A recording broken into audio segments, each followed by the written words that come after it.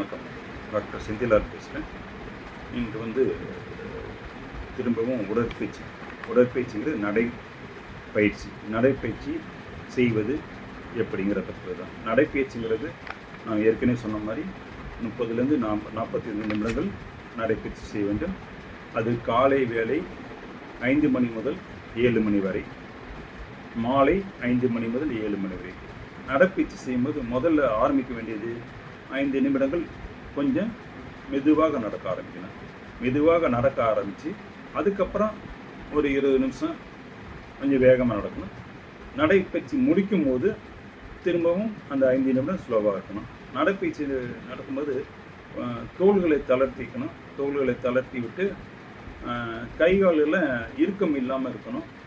நடக்கும்போது கைகளை முன்னோக்கி அசைவு செய்து கால்கள் அசைவுகளுக்கு தகுந்த மாதிரி நம்ம நடந்துக்கணும்.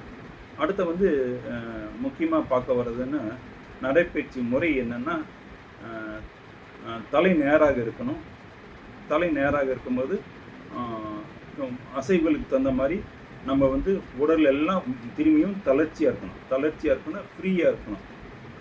நம்ம முன்னோக்கி நடக்கும்போது கை கால் அசைவுகள் வேகமாக இருக்கணும்.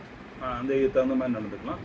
அடுத்து நம்ம எப்பொழுதும் நடைப்பயிற்சி செய்யும்போது நடைப்பயிற்சிக்கு முன்பும் பின்பும் நம்ம உடம்புல தண்ணீர் சத்து குறையாமல் பார்த்துக்கணும்.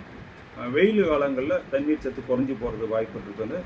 அதேமாரி நடைப்பயிற்சி முடித்த உடனே நம்ம கை காலில் கொஞ்சம் ஃப்ரீ பண்ணி கை கால அசைவுகள் கொடுத்துட்டு கால்களை அசைவு கொடுத்துட்டு கொஞ்சம் 5 நிமிஷம் ரிலாக்ஸ் பண்ண பின்னாடி அதுக்கப்புறம் தான் நம்ம ஓய்வு எடுக்கணும்.